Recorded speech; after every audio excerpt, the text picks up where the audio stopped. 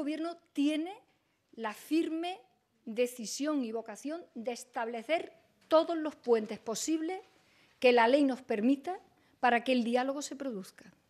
Pero en este momento, el trazado que hemos hecho para que ese diálogo se canalice no es aceptado por los partidos independentistas. Los grupos independentistas, con sus correspondientes partidos que sostienen el Gobierno de Cataluña, no aceptan el marco que hemos propuesto.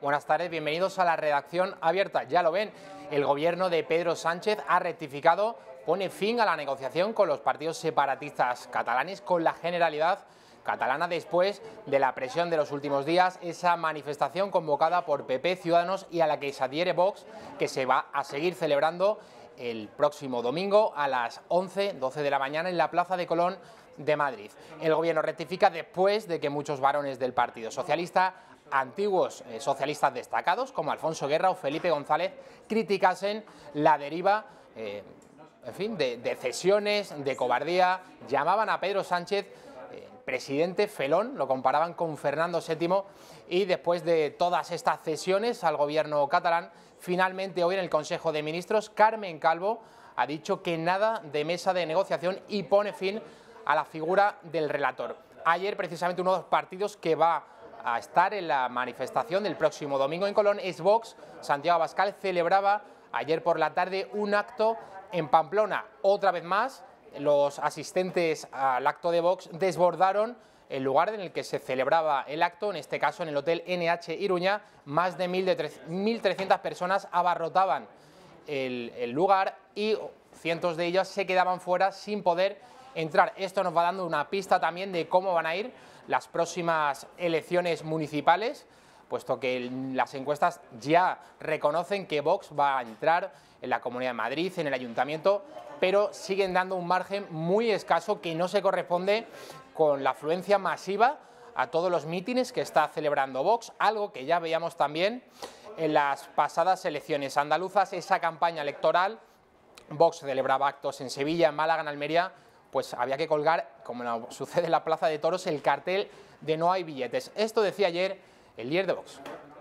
Y como estamos viviendo un momento de emergencia nacional, y yo he hecho aquí críticas duras a otros partidos políticos, pues con alguno de ellos hemos de llenar las calles, hemos de llenar Madrid en una gigantesca movilización para espantar y echar al ocupa de la Moncloa, para que convoque elecciones. Y para decir que no vamos a tolerar la traición de quien ha aceptado ya una mediación internacional, un relator, que es algo parecido a asumir de facto la independencia de Cataluña. La manifestación de Colón sigue adelante, da igual que el Gobierno haya rectificado, haya puesto fin a esa mesa vergonzante de negociación con el separatismo catalán, con las exigencias de Quim Torra, esos 21 puntos que le ponía encima de la mesa al señor Pedro Sánchez el pasado mes de diciembre cuando se reunían en el Palacio de Pedralbes. Hoy Pablo Casado, líder del Partido Popular, también se manifestaba en unos términos muy parecidos a los empleados por Santiago Abascal ayer en Pamplona. Es la mejor moción de censura que se puede hacer ahora mismo a Pedro Sánchez. Tenemos 3 elecciones de ámbito nacional convocadas en 100 días, municipales, autonómicas y europeas. Si hay una buena movilización el domingo y en estos prácticamente precampaña de 3 meses nos movilizamos contra la izquierda, en este caso, que se alía con los independentistas, y la extrema izquierda, que directamente valida esa hoja de ruptura, yo creo que del 26 de mayo saldrá una convocatoria de elecciones inmediata para poder cambiar el gobierno. Yo creo que muchos coincidimos en que Manuel Valls ha sido un fichaje que le ha salido rana a Ciudadanos, candidato a la alcaldía del Ayuntamiento de Barcelona. El señor Valls, que ha estado desde el principio, desde el mismo momento en el que llegó a España, hablando de un cordón sanitario contra Vox, decía que Rivera, en Andalucía, Ciudadanos no tenía que pactar con el partido de Santiago Abascal. Finalmente llega a un acuerdo con el PP, el gobierno andaluz hoy lo forman Ciudadanos y Partido Popular, pero es verdad que con el apoyo de los 12 escaños de Vox. Manuel Valls escribía en las redes sociales lo siguiente a propósito de esa manifestación que se va a celebrar este domingo en Madrid, en la Plaza de Colón. Apuesto por la transversalidad por encima de las siglas. Todos los constitucionalistas y los progresistas deberían apoyar esta manifestación. Bueno, espero que si el señor Valls acude, como está diciendo, bueno, pues que no reciba ningún tipo de improperio, de abucheo, aunque se ha metido con mucha gente de la que va a acudir el próximo domingo a esa manifestación en la Plaza de Colón. En el Partido Popular, Dolors Montserrat decía con un tono irónico que el mejor mediador entre Sánchez y los españoles deben ser las urnas. Y por tanto, hoy es un buen día para decir bien claro a Pedro Sánchez que no caben ni mediadores ni relatores, que el mediador y el relator entre Sánchez y los españoles son las urnas. Los españoles queremos votar, los españoles queremos decir basta ya a la rendición de Sánchez ante los independentistas, ante estos independentistas que su único objetivo es romper España. Hemos conocido que esta semana, el miércoles, Pablo Iglesias se saltaba la baja paternal, acudía en una reunión secreta al Palacio de la Moncloa, mantenía un encuentro con el presidente Pedro Sánchez. No sabemos el contenido de esa reunión. El líder de Podemos, bueno, no pasa precisamente por su mejor momento, tampoco pasa por su mejor momento el presidente Sánchez. Y bueno, ambos han estado hablando, entendemos, sobre los presupuestos generales del Estado, pero sobre todo, y esto se está comentando en los corrillos periodísticos, esa posibilidad de que pueda adelantar elecciones generales, que hay un superdomingo el 26 de mayo en esos comicios municipales, autonómicos y también elecciones europeas, que Sánchez al final atienda las reivindicaciones populares de adelantar unas elecciones generales. Yo no sé si esto sería mejor o peor. Sospecho que para los varones socialistas esta decisión de llevarse a cabo sería peor, porque el voto sería en clave nacional, algo parecido a lo que sucedía en Andalucía el pasado mes de diciembre, cuando el partido hegemónico, el Partido Socialista, a pesar de ser el más votado, pero en Andalucía llevaba casi 40 años gobernando, pues era desalojado del poder. Muchos andaluces se quedaron en casa y otros se fueron directamente a Ciudadanos, al PP y también a Vox, porque entendían que el Partido Socialista, dirigido por Pedro Sánchez, les había traicionado. Bueno, Felipe González ha sido uno de los históricos socialistas, expresidente del Gobierno, que ha criticado con más firmeza el hecho de que el Gobierno de España, el de Pedro Sánchez, aportase esa figura de relator para ceder ante el separatismo catalán. El derecho de autodeterminación no está en la Constitución, no está en el ordenamiento jurídico, no está en el derecho europeo, no está en el derecho internacional. Por tanto, no es negociable. Habría que cambiar la Constitución, cosa a la que yo me opondría, para reconocer algo que no reconoce ningún país serio del mundo. No necesitamos relatores. Me preocupa mucho la degradación institucional. ¿Para qué necesitamos un notario que certifique lo que se dice o que los convoque, cuando en el Parlamento sobran los notarios, los asesores jurídicos, la gente que toma nota? Y aquí estamos superando los límites del circo, que tienen una contención más o menos divertida, y estamos entrando en un aquelarre que España no se merece. Seguramente una de esas voces, la de Felipe González, ha motivado, además de esa manifestación multitudinaria que se va a celebrar este domingo en la Plaza de Colón de Madrid, digo, que todas estas críticas a Sánchez han motivado que hoy en el Consejo de Ministros el Gobierno haya rectificado y haya puesto fin a ese diálogo con el separatismo. Pepe García Saavedra, muy bienvenido. Buenas tardes, ¿Qué tal? buenas tardes. Bien. No nos esperamos que esto, yo al menos no me esperaba que esto fuese a ocurrir hoy en el Consejo de Ministros. No, la verdad es que ha pillado un poco por sorpresa, pero bueno, estaba cantado que lo de la figura del relator tenía los días contados, y han puesto la excusa de que los separatistas han impuesto el derecho de autodeterminación sobre cualquier otra línea de diálogo, que vamos, era de esperar que fueran a hacer eso. Yo no sé de qué se sorprende el Gobierno, pero sí, la verdad que ha pillado por sorpresa, pero vamos, es que no es para menos después de la retahíla de críticas, tanto fuera como dentro del PSOE. Ayer, vamos, ya la puntilla la dio Felipe González, el vídeo este que acabas de poner, y no pudo ser más explícito. Y luego una frase que dijo también ayer Javier Lambán, que es bastante descriptiva de lo que piensan la mayoría de los varones del PSOE, y es que los separatistas, dijo concretamente, desde los tiempos de Azaña e incluso la transición, son congénitamente desleales. Qué maravilla. Bueno, el PSOE tiene grandes problemas, uno de ellos, seguramente el principal, sea Pedro Sánchez, pero si cambiase de cara, de rostro, en el liderazgo del Partido Socialista, uno de esos problemas también, y es un problema heredado ya desde la época de Felipe González, es el Partido Socialista de Cataluña, el PSC, que ha elaborado este vídeo para no secundar la manifestación de este domingo. Y que no se siga humillando a los ciudadanos. Crear un frente cívico frente a Sánchez, hay que sumar ciudadanos más allá de siglas políticas. Hemos de llenar Madrid en una gigantesca movilización.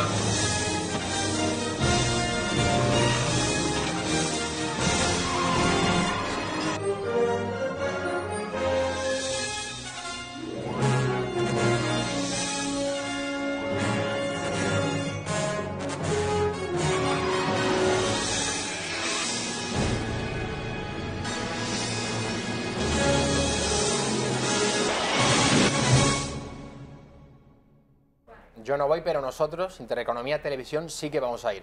Pepe, ¿qué te ha parecido el vídeo? Yo creo que la izquierda, y en concreto el PSOE, es consciente, por mucho que Tezanos cocine lo que quiera y publique las encuestas que dan al Partido Socialista como el primero para los españoles, creo que son conscientes del momento tan grave que están viviendo. Hombre, las próximas elecciones, sean autonómicas, municipales, europeas, nacionales, bueno, cualquier tipo de elección, pasa por Cataluña. Eso está clarísimo. Lo que hablabas antes del superdomingo electoral, ya lo decías tú, yo no tampoco creo que vaya a coincidir las generales con las municipales. En todo caso, podrían ser a final de año, y ya dejó entrever la vicepresidenta que el que no haya presupuestos sí que pueda cortar la legislatura. Y de lo que estabas hablando antes, de lo del relator, yo creo que la enmienda a la totalidad se la ha hecho hoy el propio gobierno, renunciando a esa figura después de todas estas críticas. Es decir, la Carmen Calvo del miércoles o de ayer, no sé cuándo salió, creo que fue ayer, la comparecencia es la misma Carmen Calvo de hoy, el relator de ayer valía pero el de hoy no. Es decir, ¿qué ha cambiado? Que los independentistas les iban a pedir el derecho a autodeterminación, pero eso es que lo sabía hasta la persona que esté menos enterada sobre el tema. Entonces, insisto, es una enmienda a la totalidad. Y si tan naif iba a ser esa figura, y lo que dijo Alfonso Guerra, que por qué no ponen una grabadora, si tan naif era y no tenía tantas funciones, no se hubiera liado, desde luego, la que se ha liado. Bueno, pues además del PSC hay otras personas también a través de las redes sociales que han dicho que no van a secundar esa manifestación. Yo creo que más que anunciar que no la secundan es una forma de tratar de boicotearla o de desprestigiarla.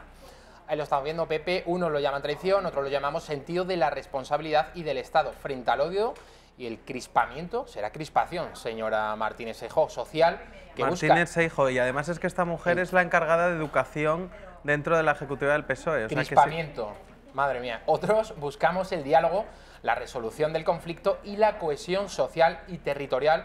Que gane el diálogo, yo no voy. Hay más tweets. Ahí estamos viendo, de Ione Belarra, de Podemos. El único partido con representación ilegítima en España es el Partido Popular, que se presentó dopado a las elecciones de 2011. ¿Quién sabe si a más? Si quieren defender a nuestro país, que dimitan y disuelvan el partido. Más reacciones sobre la marcha, la concentración de este domingo en Colón. ¿Os acordáis de las manifestaciones que ha organizado el Trifachito contra la corrupción, los desahucios, la subida de los servicios básicos o para exigir una vida digna para los españoles que viven en la miseria? Yo tampoco, por eso yo no voy. Tercera República. Yo no voy porque no soy fascista ni golpista, ni quiero que los fascistas y nazis rompan mi país, porque a mí las banderitas ni me dan trabajo digno ni llego a fin de mes. Los trillizos dando un golpe de Estado. La Fiscalía va a actuar. Bueno, tremendo. Yo creo que esto refleja, Pepe, el estado de nerviosismo y de histeria. Yo estoy convencido que la izquierda y el señor Iglesias saben perfectamente que se van a llevar un grandísimo batacazo en las próximas elecciones. Otro tuit. Y aquí estamos paseando a los trillizos. Una representación de Franco y estaba Aznar, ¿no?, tirando de la correa de Casado, Abascal. Del Trifachito. El Trifachito. Y Rivera y Casado. Yo no voy a una manifestación cuyo único objetivo es querer desviar la atención de lo que han hecho estos falsos patriotas, saquear España, porque creo que la única solución en Cataluña es diálogo. Diálogo y más diálogo. Este domingo hay una manifestación que convocan los señoritos. Será Alfredo Landa, me parecía, sí, ¿no? sí. El pacto. Dice, democracia es sentarse a hablar, un problema es lo normal y lo deseable. Para el trifachito, sentarse a hablar es alta traición. Que no te engañen, mientras se habla de Cataluña no se habla de la financiación ilegal del PP. Mira, es todo bastante ridículo por el simple hecho de ¿qué tendrá que ver una cosa con la otra? Yo puedo estar totalmente de acuerdo con los temas de corrupción del Partido Popular que están exponiendo, claro, pero vamos, el Partido claro. Popular no está en el gobierno precisamente por esos casos de corrupción por los que salió adelante la moción de censura. Entonces yo creo que no hay que mezclar, pero también te digo una cosa, esta gente nadie les esperaba que estuvieran el domingo en Colón. Claro que no. Entonces Son los no que sorprendan... han respaldado bueno, han respaldado por un lado a Pedro Sánchez con la moción de censura, por eso está el señor Sánchez en la Moncloa, y luego, por supuesto, que estaban respaldando, es lo que siempre ha dicho Podemos, una negociación con el separatismo catalán, y en el caso de Podemos abiertamente hablan de un referéndum. Sí, sí, sí, y es efectivamente, y es que a esta gente nadie la espera en la manifestación porque ya se sabe por dónde van.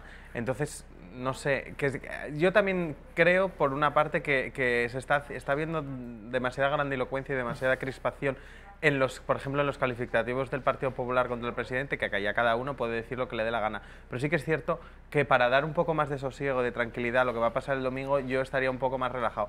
Pero bueno, que una cosa no quita la otra ni justifica, insisto. Es que el PP haya robado este condenado no quiere decir nada con la unidad de España, que creo que está por encima de todo eso. La portavoz de Podemos, Irene Montero, ha dicho lo siguiente sobre la manifestación del domingo. Lo que creo que es relevante en este caso no es que se produzca una manifestación o una reunión más expresando cualquier posición política, expresando cualquier reivindicación, sino que aquellos que están promoviendo esa movilización están sobreactuando de una manera irresponsable sin aportar una sola solución política para la crisis territorial que vive nuestro país. Bueno, esta es la posición de Podemos, Pepe. A ver, ¿sabes lo que le pasa a Podemos y en general un poco a la izquierda de este país? Ellos suelen ser siempre los que salen a las calles, suelen ser siempre los que están, pues lo que rodean parlamentos, los que cuando hay unas elecciones y no les gusta el resultado te montan un rodeo al Congreso, cuando se anticipan unas elecciones y tampoco les gusta lo que va a poder salir una mayoría absoluta del Partido Popular y te montan una acampada de meses en la Puerta del Sol. Entonces, cuando llegan los que no están acostumbrados a salir a la calle, porque es verdad que la derecha no se moviliza casi nada, la izquierda tiene un poco la hegemonía en esto de las manifestaciones, pues cuando ven que los otros se empiezan a mover es cuando empiezan a temblar y dicen, uy, aquí pasa algo, porque además como ellos siempre están con el mantra este en la boca, que a mí me pone enfermo, de la mayoría social para arriba y para abajo, pues puede que la mayoría social salga este domingo a las calles y que todo el argumentario se les caiga abajo. Pepe, me ha hecho mucha gracia lo que le ha ocurrido al diario El País, una vez que comparecía la señora Carmen Calvo en el Consejo de Ministros anunciando el fin del diálogo con los separatistas, el fin de esa figura del relator. Titulaba así El País en primera instancia: el gobierno da por rota la negociación con los secesionistas y anuncia que no hará más cesiones. Luego cambiaban este titular por este otro: el gobierno da por rota la negociación con los secesionistas y no hará más propuestas. Volvían a cambiarlo hasta una tercera vez: el gobierno da por rota la negociación con los secesionistas y le da un ultimátum para los presupuestos.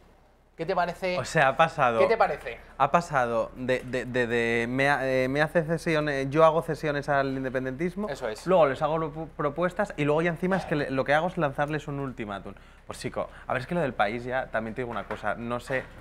Yo no sé muy bien dónde tendrá las cotas de credibilidad, pero es que estos señores hace 8 meses estaban apoyando a Soraya Sáenz de Santamaría y detrás de ella, de todo su proyecto, podemos ver el otro día que salió una foto de ella comiendo con Cebrián. Hace 8 meses no, es que han apoyado a Soraya durante todo. Sí, pero me refiero que desde ese punto hasta hoy ha pasado poco, 8 meses menos, y ha dado un giro tan radical en apoyo a Pedro Sánchez que, claro, yo sinceramente, tú te encanta llamar veleta naranja a Ciudadanos, pero vamos, pa' veleta al país. Por supuesto. Bueno, veíamos a Juan Luis Cebrián en el Hotel Wellington de Madrid, en la calle Velázquez, desayunando, creo que fue el pasado 2 de febrero. Creo que duró el desayuno un par de horas y según las fuentes de OK Diario, que fue quien publicó esta noticia, el señor Cebrián, que es el presidente del Grupo Prisa. No, ya no. Sí, director ejecutivo. Director ejecutivo. Es el que manda, es el hombre fuerte en Prisa. Ah, yo pensaba que ya no estaba. Soraya le habría dicho al señor Cebrián: si vuelvo, ¿me apoyas? A lo que él habría respondido: por supuesto. Bueno, es lo que hizo en todos esos años en los que Rajoy era el presidente y Soraya la vicepresidenta del gobierno. Es que si te das cuenta, en el país ha pasado un poco lo mismo que en el PSOE. Hay dos familias, los de... Es decir, que son fenómenos paralelos. Efectivamente, si te das cuenta, sí, está la familia felipista, o por así decirlo, de varones, de Susana Díaz... El PSOE clásico. Efectivamente, que son, ante el ascenso de Sánchez, no se veían identificados con él, entonces el país empezó a tirar por Soraya, bueno, de mucho antes y por favores que se detenían, pero bueno, y después está la corriente de Pedro Sánchez, que una vez llegó a la presidencia del gobierno, es ahora también la que manda dentro de la redacción del país, entonces yo creo que sí que hay cierto paralelismo en este periódico con las dos corrientes del PSOE. Bueno, ha habido respuesta por parte del separatismo. Elsa Artadi, portavoz del gobierno catalán, y también el señor Pere Aragonès, que es el vicepresidente del gobierno catalán, han dicho lo siguiente, que el gobierno español pues tiene prisa por romper el acuerdo, que son cobardes, que han renunciado al diálogo y que han cedido, esto me encanta, al nacionalismo de la ultraderecha española. Toma ya. Bueno, a medida que el gobierno intenta recomponer la nave que se va hundiendo poco a poco, tiene otro problema, que es el de los presupuestos generales del Estado. Carmen Calvo, vicepresidenta del gobierno, hoy con toda... En fin, con todo el rostro, sigue pidiendo apoyo para que saquen adelante sus presupuestos. Queremos y pedimos el apoyo a todos los grupos parlamentarios de unos presupuestos que necesita este país, que son unos presupuestos posibles, prudentes y comprometidos con las políticas sociales y con la igualdad, al punto de tener prevista de cada 10 euros 6 en políticas que restituyen derechos, desequilibrios y desigualdades. No sabemos qué va a hacer Podemos. Sabemos que estuvo el miércoles en una reunión secreta el señor Iglesias en el Palacio de la Moncloa. Hombre, ya te lo digo yo lo que va a hacer. Con Pedro Sánchez, suponemos que será votar que sí. Aprobar, vamos supuesto. a ver después de las encuestas cómo les dan. Además de eso, en Ciudadanos, hoy el señor Girauta, que es el portavoz en el Congreso, ha dicho lo siguiente. Como ya hemos dicho alguna vez, en términos coloquiales vamos a votar no a dos manos a estos presupuestos. Y vamos a votar a estos presupuestos en contra y con las dos manos porque son los presupuestos generales de Sánchez y de Iglesias. Son los presupuestos del pacto de la cárcel negociados en un vis a vis entre Junqueras y Pablo Iglesias a cambio de la impunidad de los golpistas. Bueno, Pepe, pues hasta aquí el bloque de actualidad sobre todo lo que está aconteciendo en el gobierno. No sé si querías añadir algo más. Sí, muy rápido. ¿Tú crees, perdóname, había gente que después de la comparecencia de Carmen Calvo estaba, en fin, con las conjeturas de que se podría suspender la manifestación del domingo, cosa que desde luego no va a suceder? A ver, el lema también principal de la manifestación del domingo es convocar elecciones ya, y yo creo que esa rectificación yo creo que no afecta mucho, porque es que, vamos a ver, hoy estamos en esta rectificación, pero mañana o pasado, ¿quién sabe o quién dice que el gobierno no vuelva otra vez por esos lares? Vamos a ver, yo lo que me llama de verdad muchísimo la atención, después de oír las declaraciones de Carmen Calvo, es, pero esta gente, cuando hizo la moción de censura, ¿qué pensaba que iba a pasar con 87 diputados? O sea, ¿qué narices pensaba que iba a pasar? ¿Que les iba a aprobar todo el mundo, encima el Partido Popular, que se supone que es el partido al que desalojaron del poder? ¿Qué pretendían? ¿Que iban a venir a aprobarles todas las normas y encima los presupuestos que están gobernando ahora con los del PP después de que dijeron lo que dijeron de ellos? Pues no, pues obviamente con 87 diputados no puedes hacer absolutamente nada y lo que te queda es convocar elecciones, punto. Pues Pepe García Saavedra, muchísimas gracias. Nos vamos a ir a la publicidad y a la vuelta está con nosotros nuestra compañera Miriam Olivas, que nos va a contar pues algunos asuntos de sociedad bastante interesantes. No se lo pierdan.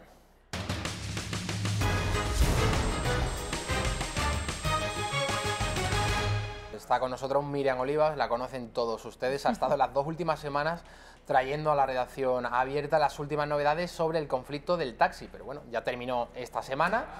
Ponían fin a la huelga después de 16 días y ahora Miriam Oliva nos cuenta pues otros temas de actualidad de sociedad.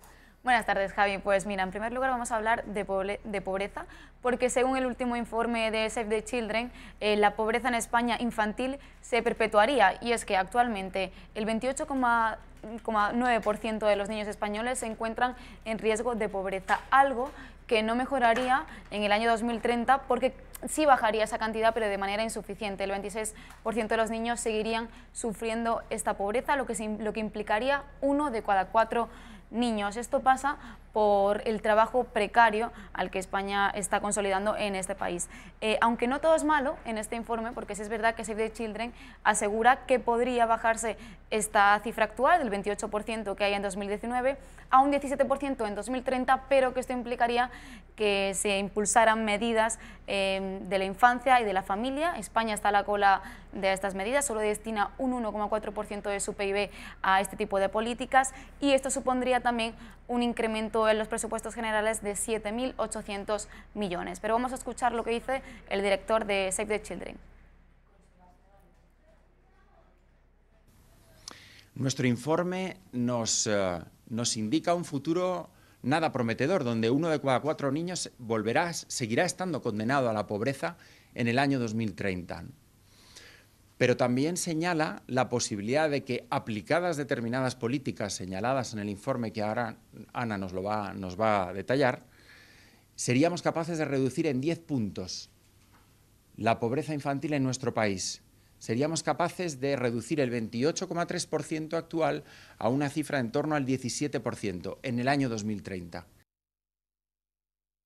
Bueno, ahora vamos a hablar de una noticia trágica que nos ha conmocionado a todos realmente, nos llega desde Colombia, y es que una madre ha decidido acabar con su vida, y no solo con su vida, también con la vida de su hijo que tenía tan solo 10 años, lo ha hecho arrojándose desde el puente de Ibagué con su hijo en brazos. Ni la familia, ni la policía, ni los bomberos, ni los psicólogos que estaban en la zona para intentar impedir que se tirara lo han conseguido, finalmente lo ha hecho y ambos han fallecido en esa caída.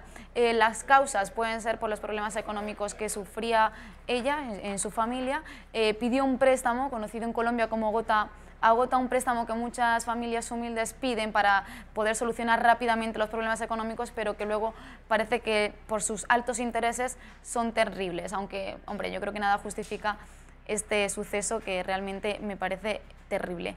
Y vamos ahora con una buena noticia, porque también se trata de niños, de una bebé en el Reino Unido, en Leicester, que le han dado baja después de 14 meses en el hospital.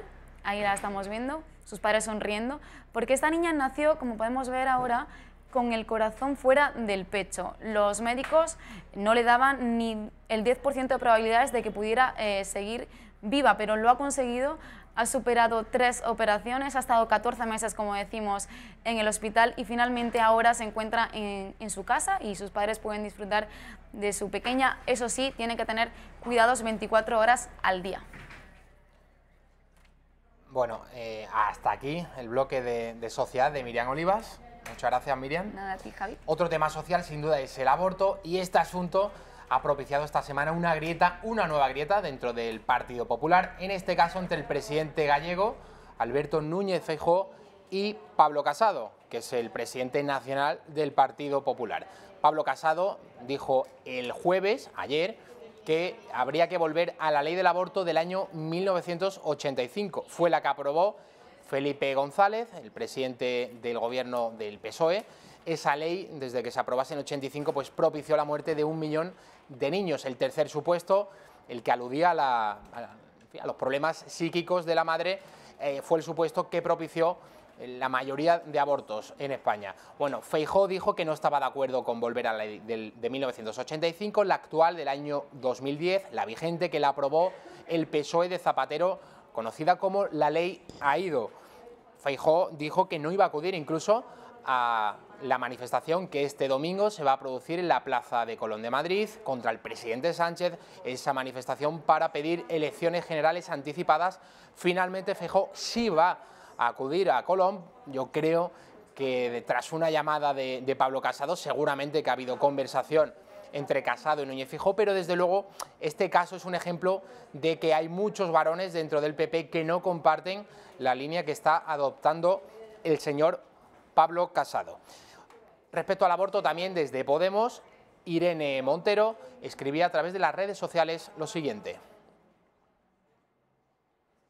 Las mujeres no vamos a permitir ni un paso atrás en nuestros derechos. El aborto lo es. Todo el que la España democrática ha intentado atacar nuestra libertad como mujeres fue derrotado. Si Pablo Casado pretende gobernar España contra nosotras, acabará como Gallardón, fuera. Bueno, a mí esto me hace mucha gracia porque la señora Montero se arroga la autoridad de hablar en nombre de todas las mujeres. O sea, como mucho, la señora Montero podría hablar en nombre de las mujeres de Podemos, pero a mí me parece una temeridad y que está fuera de todo lugar el hecho de que hable en nombre de todas las mujeres. Vamos a ver, señora Montero, cuántas mujeres le van a votar a usted y a su partido en las próximas elecciones municipales o autonómicas. Esto me lo guardo, este tuit me lo voy a guardar para los próximos meses. Va a estar con nosotros Pedro Fernández Barbadillo, periodista, un conocido por todos ustedes. Nos va a hablar de historia, más en concreto de la Vuelta al Mundo de Magallanes y de Juan Sebastián Elcano, esa polémica que se ha suscitado en Portugal, acuñando una moneda y atribuyéndose a ellos la primera Vuelta al Mundo. Todos sabemos que fue Juan Sebastián Elcano el primer marino que completó la Vuelta al Mundo. Vamos también a tratar la figura de Hernán Cortés, conquistador de México entre 1519 y 1521, pues ponía de rodillas literalmente al imperio azteca. A la vuelta de la publicidad va a estar con nosotros Pedro Fernández Barbadillo, no se lo pierdan.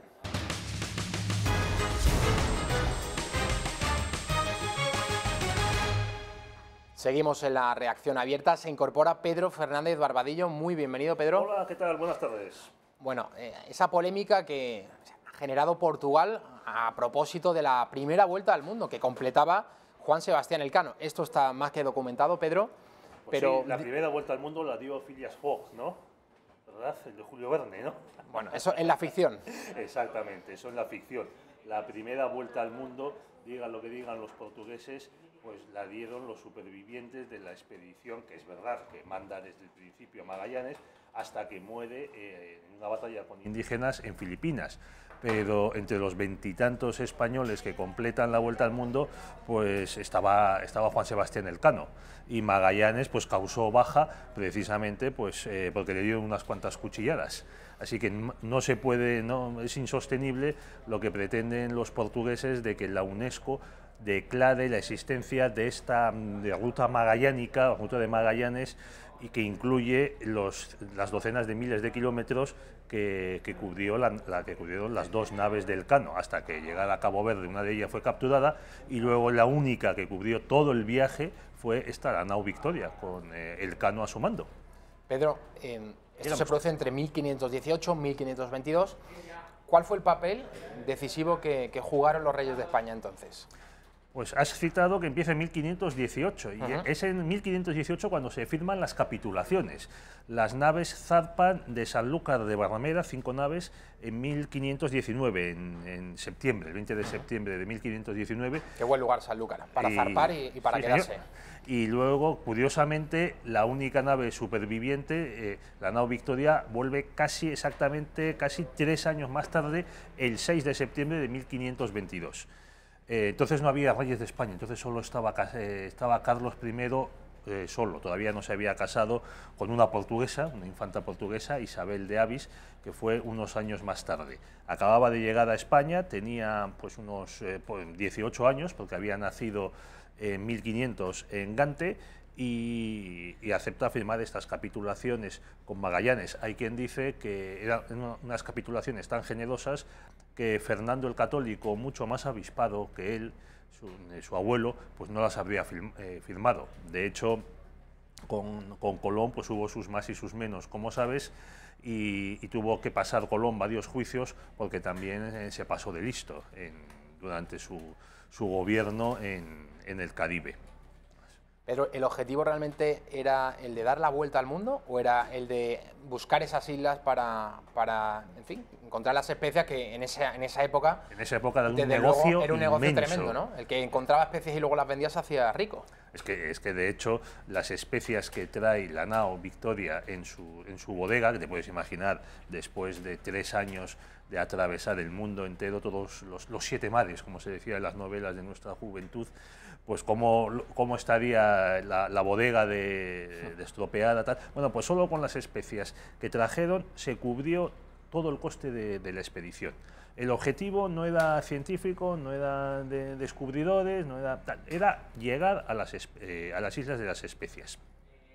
El Tratado de Tordesillas de 1494, en el que Portugal y Castilla se reparten el mundo, claro, establecía el meridiano por medio del cual, desde el Polo Norte hasta el Polo Sur, qué parte tocaría entonces a Castilla y qué parte a Portugal. A Portugal también le cayó Brasil. Pero claro, el meridiano da la vuelta. O sea, va del Polo Norte al Polo Sur por el Atlántico y luego vuelve por el Pacífico del Polo Sur al Polo Norte. Y entonces le plantean a Carlos, le plantea a Magallanes la posibilidad de hacer una expedición a ver si las Islas Molucas o algunas de esas islas de las Especias caían dentro de la zona española. Y para eso se hace esta expedición. Incluso se establece una casa de contratación en La Coruña. Fíjate que ya el rey Carlos no descentralizó la casa de contratación de Sevilla. Sí. Sevilla se queda para comerciar con las Indias y en este plan pues La Coruña se habría quedado para comerciar con el Índico y las Islas de las Especias. La Casa de la Contratación de Sevilla es hoy el Archivo de Indias. Efectivamente, porque, mira, tú lo decías al principio, es que todo esto está documentado. O sea, el Imperio Español era un imperio en el que existía muchísima administración y en el que sabemos cantidad de cosas. Muchos de los historiadores, de los investigadores de las repúblicas hispanoamericanas tienen que ir al Archivo de Indias para conocer los orígenes de sus países.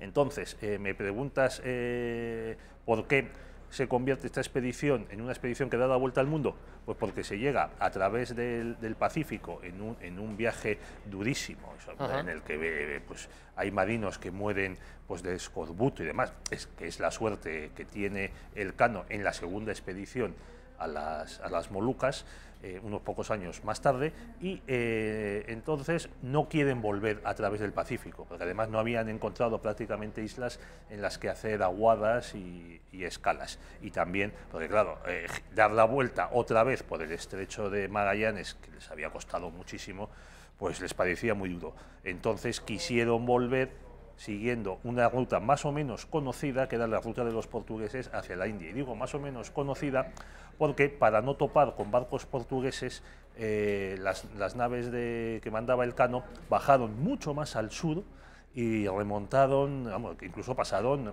verdadero frío por los vientos que venían de la Antártida. No estaban preparados para ese frío. Y entonces subieron luego por el norte, por el Atlántico, y tuvieron que parar en Cabo Verde para comprar provisiones, porque es que estaba que se morían de hambre y de escorbuto. Allí quisieron comprar unos esclavos pagando con un puñado, unos sacos de especias, y ahí es donde los portugueses se dieron cuenta: oiga, especias, esto es nuestro. ¿Cómo es? Ustedes han estado en las Islas de las Especias, luego han violado el Tratado de Tordesillas, venga, detenidos. Y por fortuna había quedado Elcano con su otra nave, con la nao Victoria, fuera del puerto, apartado del puerto, vio lo que pasaba, escapó perseguido por los portugueses y llegó, como tú dices, a Sanlúcar de Barrameda. Pedro, has aludido al Tratado de Tordesillas, 1494. España y Portugal se reparten el mundo. Como si fuese un queso de bola, chico. ¿Dirías que en la parte que concierne a América España sale ganando, pero en la parte asiática gana Portugal? No, pues más o menos es así. Es que en los planes que existían desde antiguo, incluso los planes que presenta Colón a los reyes católicos, claro, no existía América, no se había conocido América. Incluso Colón hace trampa. Él presenta, él dice, calcula los días que pueden tardar en llegar desde España hasta Zipango y demás, y dice que los días son unos X, porque claro, la circunferencia de la Tierra él la disminuye de tamaño. Se sabía perfectamente que la Tierra era redonda y cuál era su radio. Y esto se lo hacen ver a los reyes la comisión de sabios de Salamanca, que estudia el proyecto de Colón y que lo rechaza. Y demás. Entonces, claro, es que la presencia del descubrimiento de América es que cambia completamente todos los planes. Ahora bien, España se encuentra con un continente inmenso que tiene que poblar, y que tiene que conquistar y colonizar, y que a su vez se convierte en un lugar que suministra a España pues oro, plata, muchos minerales, también que le permite a España ser la grandísima, la primera potencia del mundo, el siglo de oro, y también gracias al cual estamos todavía en la historia, porque la lengua española pues es la segunda lengua más hablada del mundo después del chino y por encima del inglés, gracias precisamente a los hispanoamericanos. Además, a España, eso sí, le tocó colonizar tanto que no tenía tiempo para ocuparse de las Islas de las Especies ni de competir con Portugal en el Índico, porque estuvimos colonizando California hasta entrado el siglo XVIII. ¿Especies? Especias. Especias, las especias. Hemos dicho que ese fue el motivo principal de la expedición. Fue el motivo único de la expedición. El único, de acuerdo. Y no hubo, aunque fuese de manera secundaria, aportes científicos después de esa vuelta al mundo. Hombre, por supuesto, estos navegantes pues sabían de matemáticas, sabían de navegación, sabían geografía, llevaban muchos mapas, la mayoría de ellos totalmente equivocados y demás, y por supuesto iban levantando acta en el diario de navegación de lo que hacían. También pues, en muchos de estos viajes se capturaban animales, plantas, se hacían dibujos de lo que se veía y se encontraba, y se levantaban, por supuesto, mapas, que era lo más importante. O sea, los mapas eran importantísimos. En estos viajes se convertían en un tesoro porque podían servir a quienes los capturasen para repetir los viajes. Incluso tenían órdenes muchos capitanes de barco españoles, portugueses, de destruir los mapas antes de que sus barcos fuesen capturados. ¿Qué hace fíjate si se llevaba perfectamente el diario de a bordo, que cuando llega el Cano a Andalucía, se dan cuenta de que van un día distinto, que habían perdido un día durante la navegación. Y entonces se sorprende y dice, claro, o sea que oíamos misa el lunes en vez del domingo y ayunábamos no el viernes y demás. Pero hasta ese punto habían llevado el diario de navegación con tanto detalle que fallaron en un día solo. Esto en cuanto a la primera vuelta al mundo, Juan Sebastián Elcano. A mí el episodio que más me gusta de toda la conquista de América es la conquista de México, Hernán Cortés, que no solamente era un genio militar, sino también un genio en la diplomacia. Recomendamos en esta casa siempre, por cierto, el libro Cuando los dioses nacían en Extremadura, de Rafael García Serrano, una verdadera maravilla. Una gran novela, muy novelada, efectivamente, es una historia de la conquista novelada. A mí el título ya me parece... El título es un acierto. Pero no un acierto, una obra en sí misma, una obra maestra en sí misma. Cuando los dioses nacían en Extremadura. Van a encontrar a Hernán Cortés, van a encontrar a Pizarro, y en el caso que ahora nos ocupa, estamos en el año 2019, es el 5º centenario de la llegada de Hernán Cortés a México. La conquista se materializa un año después, en el 21. 2 años, en el 21. También, como en el caso de Magallanes, desde que comienzan los preparativos hasta que se zarpan los barcos, en este caso de Santiago de Cuba, pasan unos meses. Fíjate que es 1518, cuando por un lado en Valladolid Carlos firma las capitulaciones con Magallanes, que había renunciado a su nacionalidad portuguesa, por decirlo de otra manera, esto también hay que subrayarlo, y también es 1518 cuando el gobernador de Cuba le da a Cortés la jefatura de la expedición para la conquista de México. Y la expedición pues zarpa un poco más tarde, unos meses más tarde, y llega a México en 1519. Una de las primeras cosas que hace Hernán Cortés es fundar la ciudad de Veracruz. A lo largo de ese año, de 1519, pues firma, sí, no creo que llevasen papel para hacer firmar a los indígenas, además, pero hace varias alianzas con los nativos que estaban pues oprimidos por el imperio militar de los aztecas, que era muy cruel. Ya sabes que uno de sus deportes era hacer guerras, sobre todo con los tlaxcaltecas, para obtener víctimas para los sacrificios. En 1519, insisto, llegan a la Ciudad de México y, sin embargo, en 1520, por diversos motivos, se produce la Noche Triste, en la que en la que los españoles que habían quedado en México mientras Cortés iba a defenderse. Perdón, Pedro, que te interrumpa. Dime. Es que me ha llegado una última hora. Se ha producido un accidente de tren. Hay un muerto y 2 heridos. Cubría la ruta entre Manresa y San Vicente del Castellet.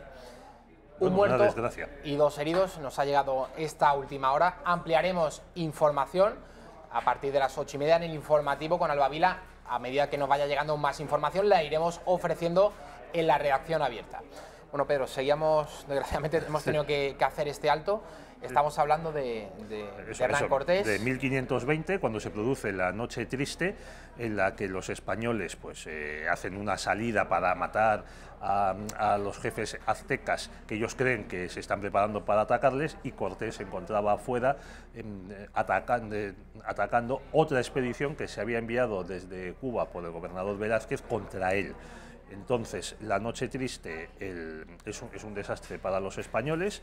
También están a punto de ser vencidos en la batalla de Otumba, pero sobreviven con unos pocos caballos, un poco de pólvora, tal, y consiguen, pese a todo, llegar a Tlaxcala, donde los tlaxcaltecas mantienen la alianza y siguen cooperando con Cortés. Porque ni la conquista de México ni la conquista de Perú habrían sido posibles con las fuerzas de los pocos españoles que había, que eran, en el caso de México, pues los primeros españoles eran unos 500, contando la marinería de los buques. Son posibles gracias a las dotes diplomáticas de Cortés, de Pizarro, de todos los demás conquistadores que saben explotar los enfrentamientos internos de los nativos y aprovecharlos. Un poco, mira, lo mismo que, no es nada sorprendente en la historia, es lo mismo que hicieron los musulmanes cuando llegan a España, en la España visigoda. Pedro, bueno, y ya para acabar, si me dices, sí, ya durante los meses siguientes de 1520 y principio de 1521, Cortés y los tlaxcaltecas se preparan para el ataque definitivo contra Tenochtitlán, hasta el punto de que, como estaba edificada sobre una laguna, de una ciudad lacustre... Bueno, pero cuando los españoles llegan a esa ciudad, que era como... era asombrosa. Se quedan pasmados, alucinados de esa maravilla arquitectónica en principios del siglo XVI.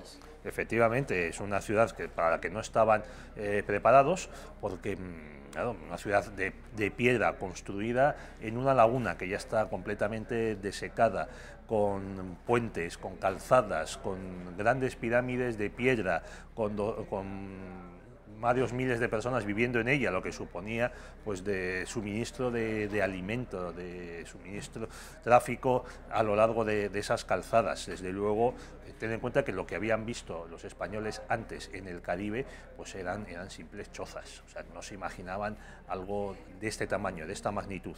Y para vencer esta ciudad, los españoles construyen unos cuantos bajeles por piezas en la zona de Tlaxcala, y los llevan a hombros de sus aliados, eso se llamaban tamemes, o sea, una serie de partidas de indígenas, de peones que acarreaban pues cargas y demás. Los llevan hasta la laguna, los montan ahí y los emplean para cortar las comunicaciones de Tenochtitlán con el resto del territorio.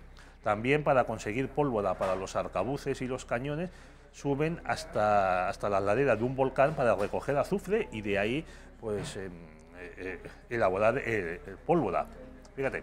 Uno de los momentos favoritos, sin duda, es el encuentro entre Hernán Cortés y Moctezuma, cuando Hernán Cortés entra con sus hombres en Tenochtitlán. Lo hace, por cierto, lo hacen a caballo, y los caballos llevan como una especie de... no sé decir de sonajero, eso a los indios les llama muchísimo... Unos cascabeles les llaman muchísimo la atención, y pensaban en un primer momento que el caballo y el hombre eran un único animal. Así es. Pero mira, enseguida se dieron cuenta de que no era así. O sea, Cortés sabe aprovechar muy bien todas las sorpresas que podía, y para eso, pues, como dices tú, cubren a los caballos con cascabeles. También hay un momento al principio de las primeras semanas del desembarco en que, para recibir a una embajada creo que era de aztecas, pues lo hace detrás, lo hace en una especie de estrado, y detrás del estrado hay una cortina, ha puesto una yegua en celo y entonces acercan a un caballo macho que, claro, al oler a la yegua en celo se excita mucho, y entonces eso asusta a la embajada que se le había enviado. Pero claro, enseguida que los aztecas se dan cuenta de que el caballo sangra, al caballo se le puede matar, digamos que todo el miedo, toda la sorpresa que podían causar la pierden.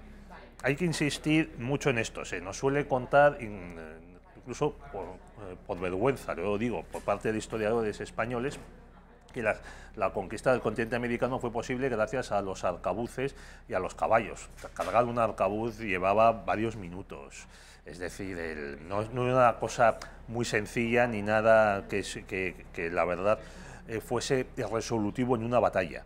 Es mucho más importante la estrategia diplomática de Cortés y de los demás conquistadores de buscar aliados. Pedro, ¿cómo fue posible, o sea, de qué manera Cortés puede neutralizar a Moctezuma?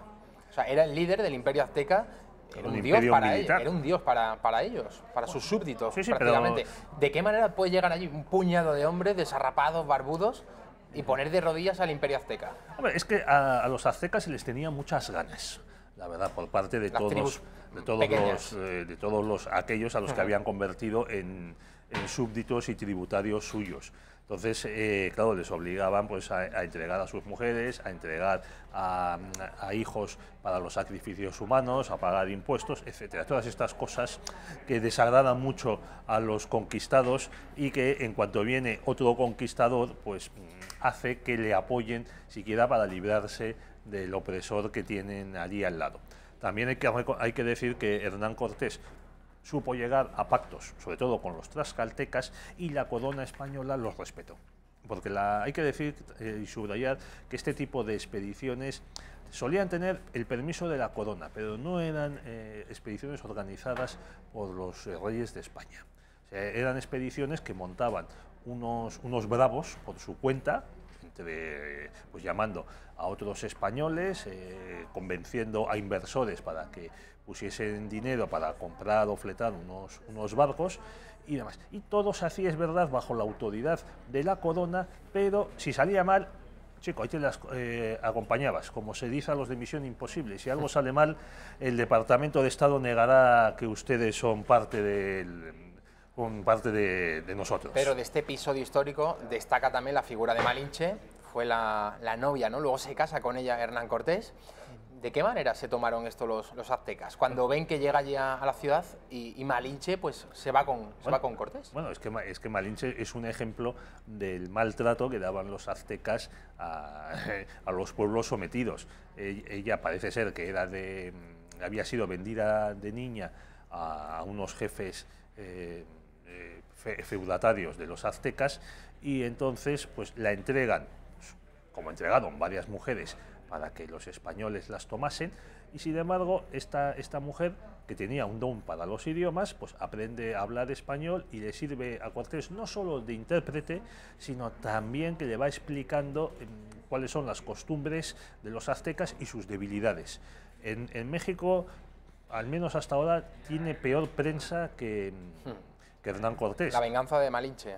Sin embargo, hay que decir que tanto Cortés como Malinche, pues son por mucho que les moleste a los indigenistas, son los fundadores del México moderno. Un gran escritor, un investigador de la vida de Cortés, el diplomático mexicano Juan Miralles, que escribió un libro que se tituló así, está publicado en español por Tusquets, dice: Hernán Cortés lo subtitula El inventor de México. Y es que, quedamos o no, México debe más a Hernán Cortés y a Malinche que a Moctezuma. Que a los aztecas. Moctezuma, porque ¿qué lengua hablan los aztecas? Perdón, los mexicanos. ¿La lengua de Cortés o la lengua de Moctezuma? ¿A qué religión, a qué dios le rezan los mexicanos? ¿Al dios de Cortés o al dios de Moctezuma? Y ahí está la figura de la Virgen de Guadalupe.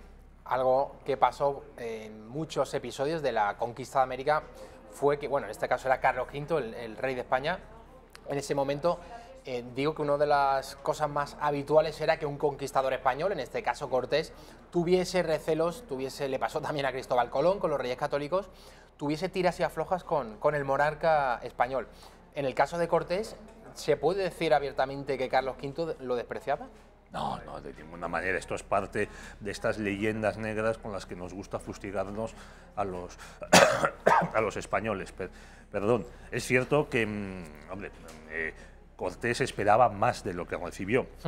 Por ejemplo, unos pocos años más tarde de la conquista de México, se crea el virreinato de la Nueva España y el primer virrey no es Hernán Cortés, que lo podía ser, pero Carlos le crea marqués del Valle de Oaxaca y le da 23.000 siervos. Oye, no está mal, la verdad. También y por supuesto con los siervos había muchas tierras de labranza. Hernán Cortés se convierte en un empresario de éxito en su feudo de Cuernavaca y demás, en el que cultiva pues trigo, hace harina y cultiva también fruta y legumbres que vende al México reconstruido, a la Ciudad de México reconstruida, y que se volvía a poblar. También casa en España en uno de sus viajes, hizo dos, casa en uno de sus viajes con una aristócrata, Juana de Zúñiga. Está presente en la boda del príncipe Felipe con su primera esposa, la infanta María Manuela de Portugal, en Valladolid. Acompaña al emperador en su segundo viaje a la conquista de Argel. En uno de los episodios del primer viaje, creo recordar que fue, Cortés cae enfermo. Y el propio emperador, ya Carlos, ya era emperador, le visita en su cámara. Es decir, tuvo muchos privilegios, muchas muestras de favor por parte de la corona española. Ahora bien, es cierto que hay un momento en el que se teme, como dice la expresión, que se alce con la tierra, o sea, que Cortés pudiese proclamarse de rey en un territorio independiente de España. Eso existió.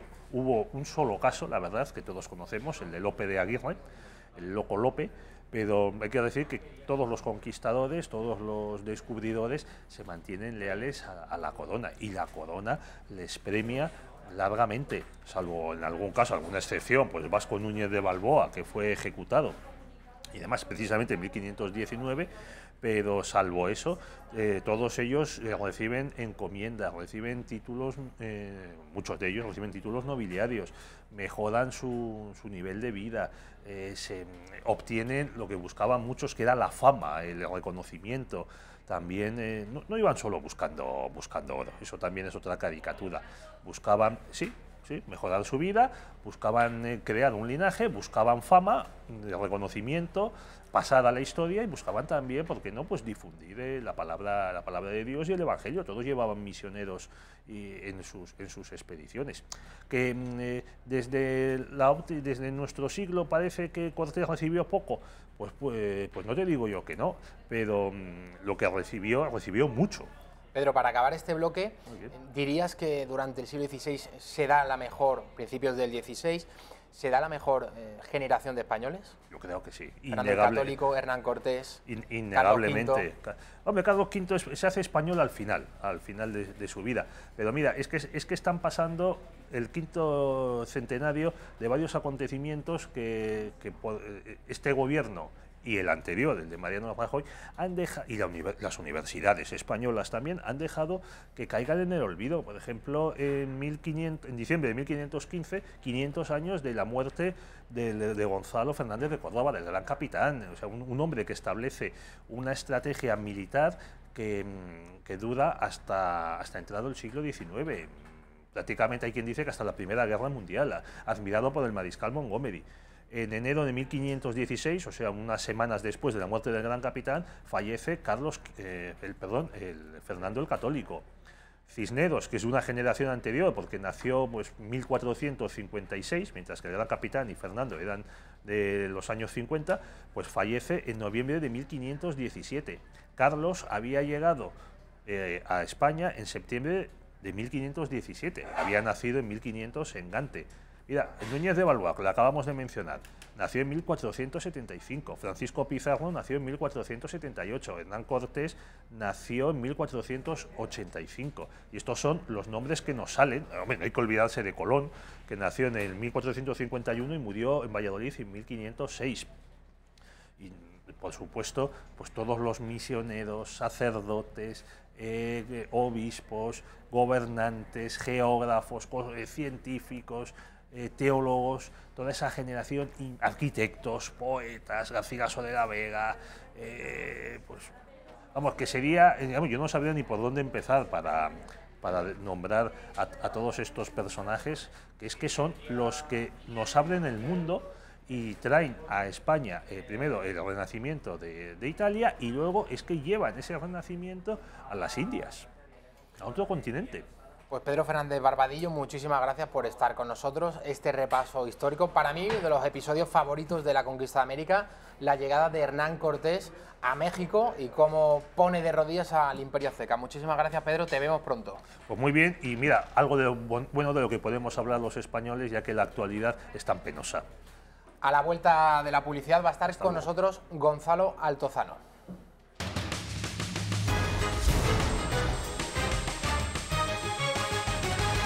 Continuamos en la redacción abierta. Gonzalo Altozano, muy bienvenido. ¿Qué tal, Javier?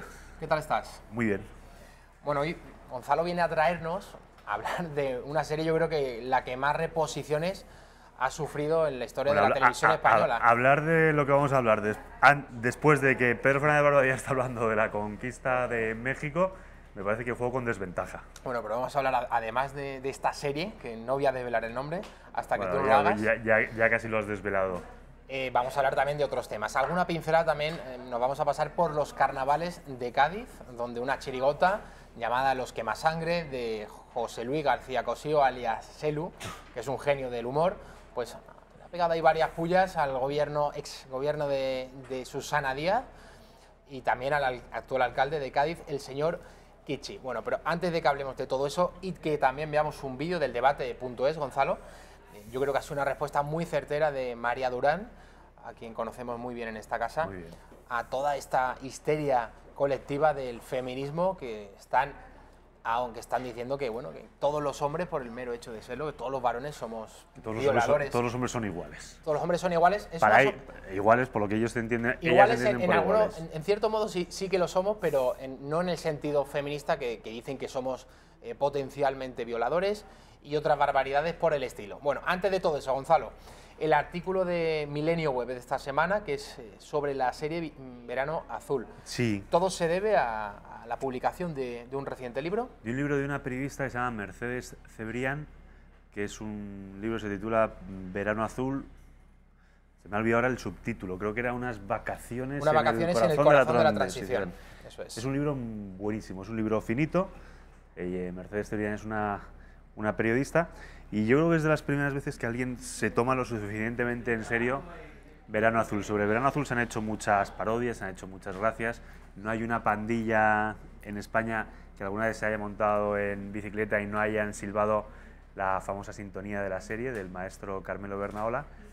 Y ya digo, Mercedes Cebrián se toma muy en serio la serie, o todo lo en serio que te puedes tomar Verano Azul. Ya ha hecho una crónica ensayística, o un ensayo en forma de crónica, para lo cual pues ha visto las tropecientas reposiciones de la serie. Como decías tú antes, Javier, es la serie más repuesta en la historia de la televisión española. Y luego también ella hizo un viaje a Nerja, que es donde se desarrolla la serie. El guía del tour pues es Tito, el personaje rubito que ya es un tiazo, y hacen una especie pues como de tour turístico por los sagrados lugares por los santos lugares de Verano Azul. Y bueno, y lo que hace Mercedes Cebrián es hace una lectura política, lo pone en un contexto social y político determinado, que es el de la transición, y es un libro muy recomendable. Y aprovechando, a mí el libro me lo trajeron los Reyes Magos, me lo leí en 2 sentadas y escribí esto, no tanto sobre el libro, que hago una referencia al libro, que ya digo es altamente recomendable, sino sobre la serie en sí, que es una serie estupenda. Pues a ver, por cierto, cuando los Reyes Magos me traen a mí el libro sobre los Reyes Magos que un amigo mío está escribiendo. No, eso es un proyecto que tenemos Fernando Paz y yo desde hace mucho tiempo, pero 24 horas nos parecen pocas tanto a Paz como a mí para hacer todo lo que tenemos que hacer y todo lo que queremos hacer. Bueno, y Gonzalo, es un proyecto que tenemos aparcado, pero algún día, pues ya cuando nos jubilemos, Fernando Paz con 10 años de antelación respecto a mí, pues a lo mejor nos sentamos a escribirlo. Esperemos que más pronto que tarde. El éxito de la serie de Verano Azul, que tantas veces se ha repetido en televisión española, ¿crees que es porque se basa en una época añorada de la historia de España? No. Porque es una historia muy sencilla, no es una serie que contase con un presupuesto por todo lo alto, ni mucho menos. Personajes sencillos, personajes que llegaban muy bien, Gonzalo, al espectador, que cualquier persona, cualquier español se podía sentir representados en ello. Una serie muy simpática, ¿no?, para toda la familia. Era una serie para toda la... Bueno, en su día fue ciertamente polémica, introducía algunos temas que hasta ahora no se habían introducido en la televisión, como era la cuestionada autoridad de los padres, el cuidado del medio ambiente.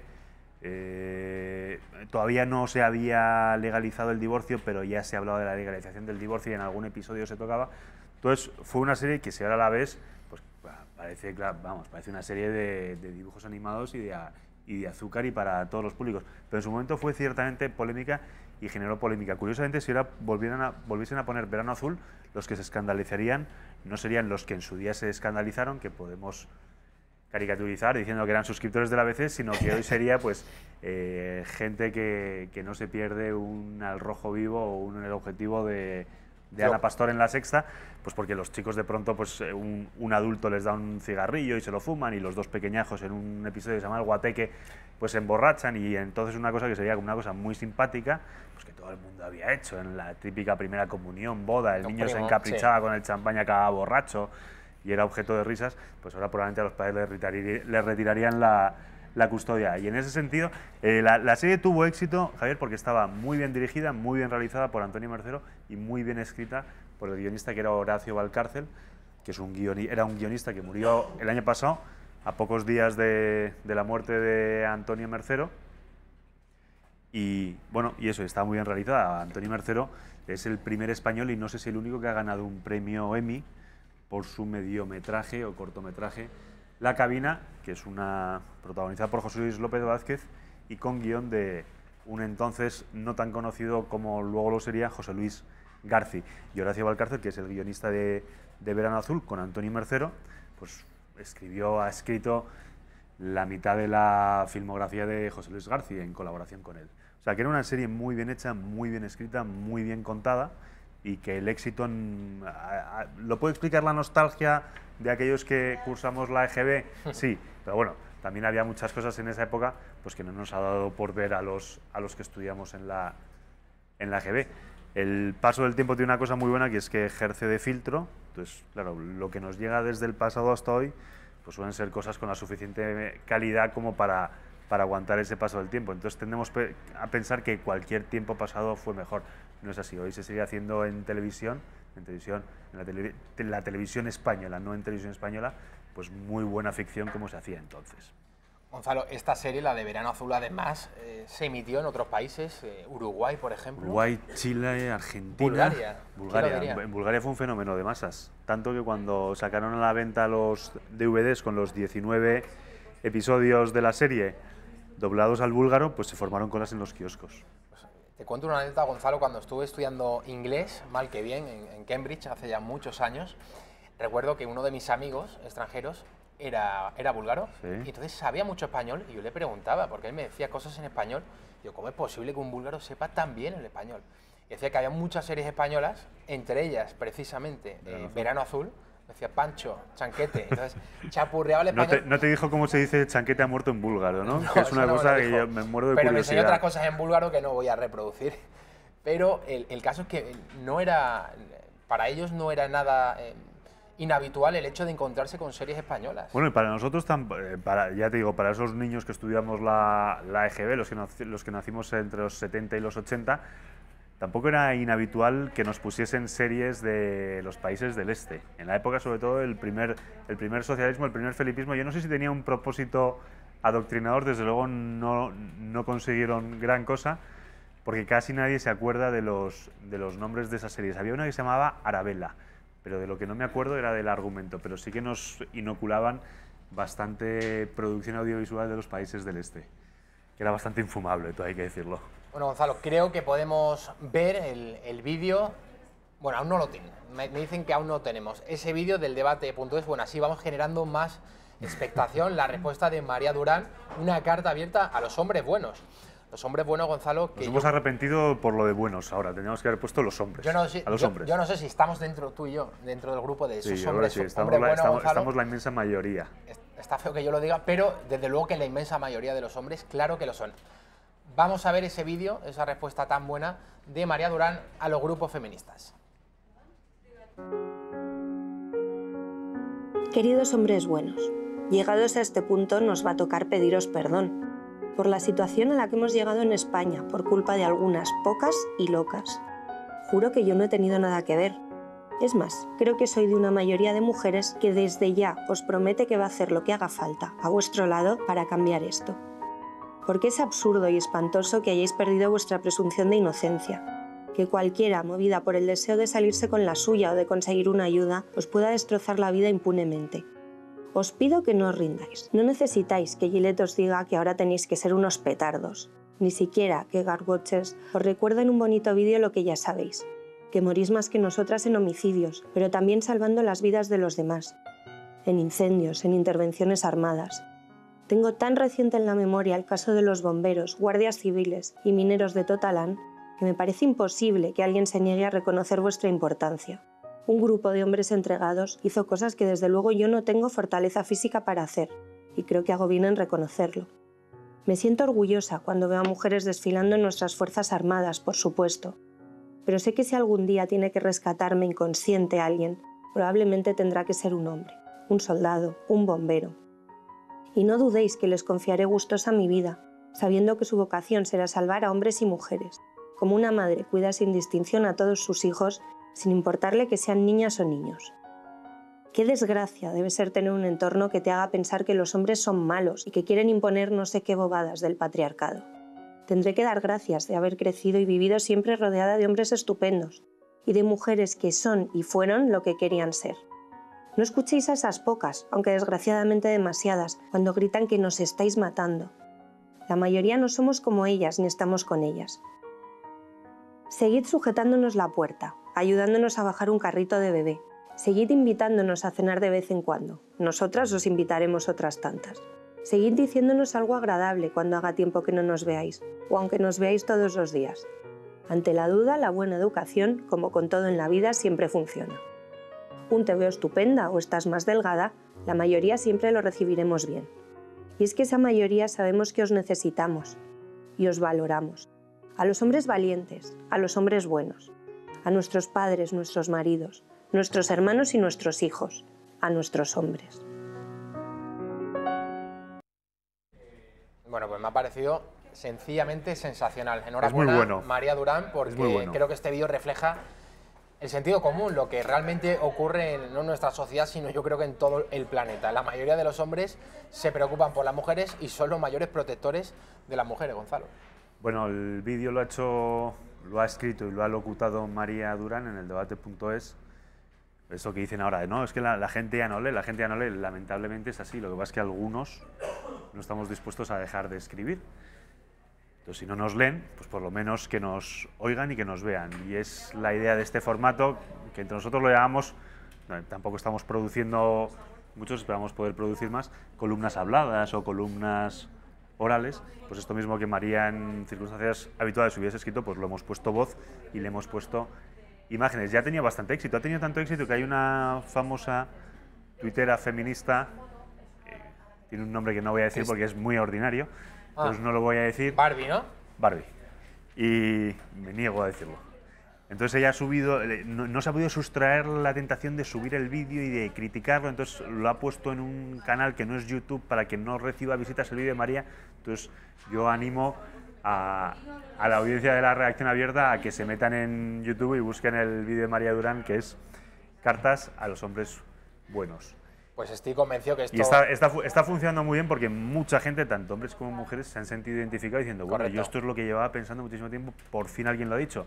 Y lo ha dicho María, que dice las cosas con muchísima gracia. Yo tengo muchísimas esperanzas en este tipo de vídeos que estamos haciendo y María Durán, desde luego, era la persona adecuada para escribir esto. Bueno, pues por mucho que la cuenta esa de Barbie y lo que sigue, impulsada por Ignacio Escolar en el diario.es, no quiera visibilizar y no quiera que los tuiteros pues, puedan acceder a este vídeo para que reciban visita. Estoy convencido que se va a viralizar no solo en Twitter, Gonzalo, sino sobre todo a través de WhatsApp, que es la red social. Sí, a mí me ha llegado ya por varios sitios. Que es por donde más circula la información y es un canal que se les escapa a los políticos y que estoy convencido que dentro de muy poco la clase política va a tratar de hacer todo lo posible por ir censurando y por ir controlando las redes sociales, que se les está escapando el discurso y muchas otras cosas.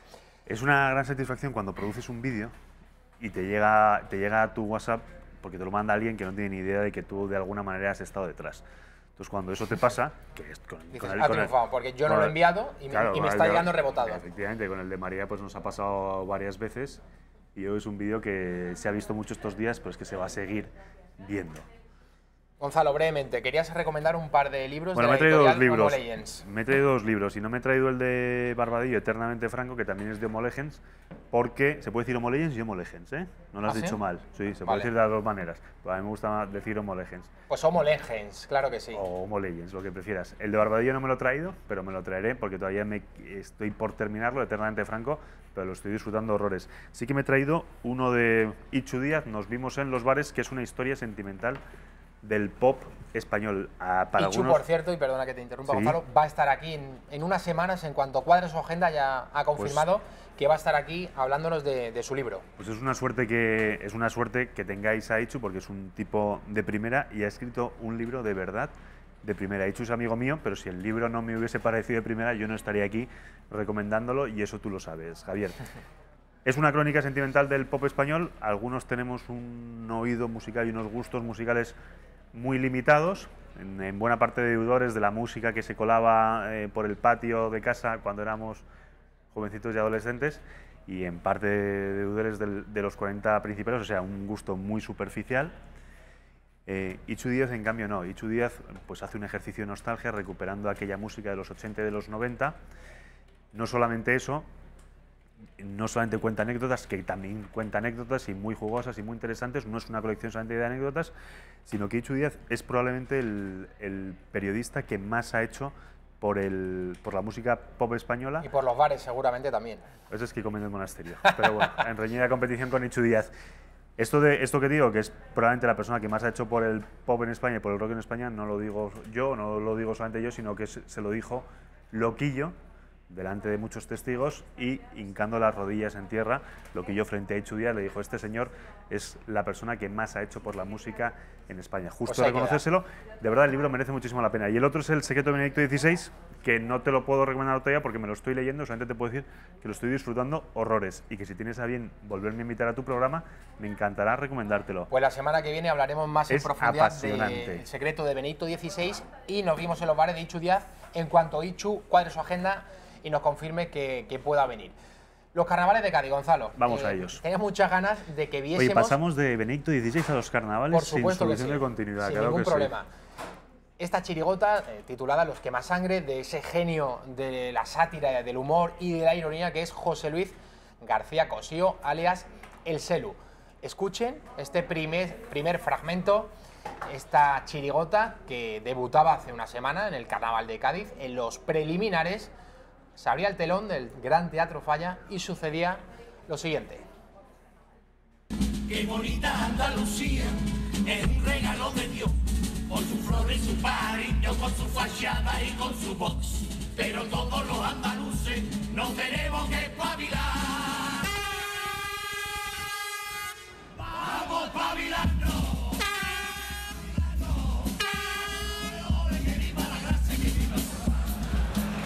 Bueno, arrancaba esta chirigota la presentación en el Carnaval 2019 con Qué bonita está Andalucía, con sus fachadas blancas y con su box. Primer minuto de la chirigota del Selu y ya la primera en la frente. Vamos a ver la siguiente, dardo envenenado hacia Susana Díaz. Toda la vida tú fuiste un político que has estado comiendo siempre de la olla grande. Pues cabeo, tú, tu prima y tu cuñada. Pero pasó que tu partido perdió y te han echado a la puta calle. Entonces ahora llega fin de mes. Y la tercera hacia Susana Díaz. Ahora sí. El coche muy fácilmente puede cargarlo, solo tiene que enchufarlo y listo otra vez para andar. Se ha comprado hace poco uno de esos Susana Díaz y no va a poder ya enchufarlo en la Junta de Andalucía. Bueno, hablaban con cierta gracia de esos coches eléctricos. Decían que Susana Díaz había comprado uno, pero que ya no va a poder enchufarlo en la Junta de Andalucía, Gonzalo. Ni al coche, ni a su primo, ni a la cuñada, ni al marido. Son maravillosos. Ni a nadie más. ¿Tú eres seguidor, Gonzalo? Por parte materna sé que, sí, que tienes de Jerez. Raíces gaditanas, en concreto sí, de Jerez. De Jerez, que no de Cádiz. Que no es lo mismo, ¿no? No, no es lo mismo. Se enfada Máiquez, yo creo, Enrique García Máiquez, si nos está yo viendo. Yo creo que Quique está ahí en el puerto de Santa María, que el puerto de Santa María se permite la doble nacionalidad, del puerto y de Jerez o del puerto y Cádiz, pero los de Cádiz tienen una única nacionalidad, que es Cádiz, y los de Jerez, Jerez. Fíjate si esto es así, que nosotros íbamos mucho de pequeños a Jerez y nunca nos llevaron a Cádiz, como si no existiera. Además nos decían, ahí no hay nada que ver, y cuando tuve la suerte de hacer la mili con 19 años en San Fernando, pues no salía de Cádiz, porque me di cuenta de que nos habían engañado con lo de que no había nada que ver en Cádiz. Hay mucho que ver en Cádiz, hay y no muchísimo solo que ver, carnavales. es una maravilla de ciudad, y luego la gente es simpatiquísima, pero simpatiquísima. Si yo tuviera que retirarme en un sitio de vivir, pero antes sería Cádiz. La gente es tan amable que si tú estás en... Y esto nos pasó a Enrique García Máiquez y a mí, una noche que volvíamos del cine, que estábamos en un semáforo, el coche de Enrique se caló y el tío de detrás, en vez de pitarnos y ponerse nerviosos, lo que hizo fue sucedería en Madrid, por cierto, subirse a la acera con el coche, adelantarnos por la derecha por la acera y amabilísimo. Y así todo el mundo. Es una maravilla. Yo nunca he estado en los carnavales. ¿Tenemos tiempo? ¿Te puedo contar una cosa de los carnavales? Cuando estaba haciendo yo la mili en San Fernando, yo me licencié en diciembre y el reemplazo que me precedía se licenció en febrero. Ellos sí que pudieron ir a los carnavales de Cádiz. Y me contaron que los cubrecamas del cuartel eran blancos y tenían un ribete azul. Bueno, pues fueron todos ellos disfrazados de hermanas de la Madre Teresa de Calcuta con los cubrecamas del cuartel de instrucción de marinería de San Fernando. Lo cual yo me lo perdí, pero bueno, me lo contaron y me hizo igual de gracia. Nunca he estado en los carnavales, pero los 2 años que estuve viviendo no hace mucho en el puerto de Santa María, pues sí que se escuchaba desde el puerto, desde mi casa en el puerto, cerca de la playa, pues los ruidos de los carnavales de Cádiz en la bahía, y era una maravilla. Hay quien dice que eso es técnicamente imposible que eso suceda así, pero yo doy fe de que se oían perfectamente. Yo tampoco estaba, Gonzalo, en el Gran Teatro Falla. Sabes que los gaditanos de verdad, bueno, duermen, hacen cola afuera, duermen incluso. Me parece fenomenal. Ante las taquillas. ¿Se está perdiendo eso? Yo creo que no. Se está perdiendo en general, no en sitios como en Cádiz, por ejemplo, donde la pasión por el carnaval, desde luego, que sigue latente, pero que todos los años, con el frío que hace, una noche de enero o de febrero, la gente con las tiendas de campaña jugando a las cartas, contando chistes, maravilloso. Esperando a que abriesen las taquillas para comprar su entrada al Gran Teatro Falla. Yo antes no entendía. Yo no estaba, perdón, Gonzalo, tampoco en el Falla, pero mis amigos que han estado me cuentan la gran acústica que tiene ese teatro. Que te toque la localidad, que te toque, lógicamente, cuanto bien, más ¿no? cerca del escenario, mejor para apreciar los detalles de los disfraces, pero que se oye fenomenal. No, yo cuando... No, te estaba diciendo que yo antes no entendía a esta gente que vive entregada a una causa y que están todo el año esperando la Semana Santa y en el caso de Cádiz los carnavales, pero cada vez lo entiendo mejor y pienso que es una de las mejores maneras de vivir la vida, entregándote en cuerpo y alma a una vocación, a una afición, a un lo que sea. Lo tengo cada vez más claro y entiendo mejor a los carnavales de Cádiz. Pues decir que yo el carnaval me gusta, pero no me encanta que la gente tenga estas tradiciones y en cada sitio tenga una tradición distinta, que no se parezca a las de al lado. Me parece estupendo, me parece de una riqueza de país que tenemos que conservar. Pues vamos a tratar de conservarlo, claro que sí, Gonzalo. Yo me gustan los carnavales, pero no me entrego en cuerpo y alma a ellos, sí a la Semana Santa de Sevilla. Y una vez tuve un jefe en un semanario que, bueno, pasó a mejor vida. ¿El jefe o el semanario? El semanario. El jefe no pasó a mejor vida. Entonces tengo que recordar y reconocer que cuando llegaba la Semana Santa cada año, a mí me dejaba coger un AVE, marcharme a Sevilla porque el martes santo sale mi procesión, mi hermandad, que es la de Santa Cruz, y yo la verdad que los años que no he podido ir lo he lamentado muchísimo, el no poder salir con mi hermandad. Esto es una cosa de verdad. Hay gente que no lo entiende, pero el no poder estar un martes santo... Hay que entenderlo. O cualquier otro día de la Semana Santa con tu hermandad es algo que realmente, en fin, si estás a la distancia lo sientes y mucho. Eso hay que entenderlo. Nos vamos a ir en breve a la publicidad, Gonzalo. Recordemos que la semana próxima o en 10 días va a estar Ichu Díaz con nosotros para presentarnos su libro. Nos vimos en los bares. Gonzalo nos está dando unas pinceladas. Buenísimo, de verdad. Ichu Díaz, buenísimo. Que por cierto, tuvo un grupo de música Ichu Díaz. Los Elegidos. Los Elegidos. No triunfó. No triunfó, pero es que no se puede hacer bien todo. No puedes escribir un libro maravilloso y luego triunfar con la canción. Tienes que elegir. Ichu ha elegido esto. El hecho de que Loquillo, por ejemplo, haya elogiado no solo el libro, sino la figura de Ichu Díaz, reconociendo que es una eminencia en la música popera española de los años 80. Ha hecho muchísimo, Ichu. Bueno, pues volvemos a recomendarlo. Vendrá Ichu Díaz, Kiko Méndez Monasterio, que es otro que también sabe mucho de bares y de música popera española de los años 80. Cuando vi que él recomendaba el libro, dije, pues seguro que es una maravilla. De verdad que está muy bien. Gonzalo Altozano, muchísimas gracias por estar con nosotros. Muchísimas gracias por invitarme. Si me invitáis otra vez, vengo.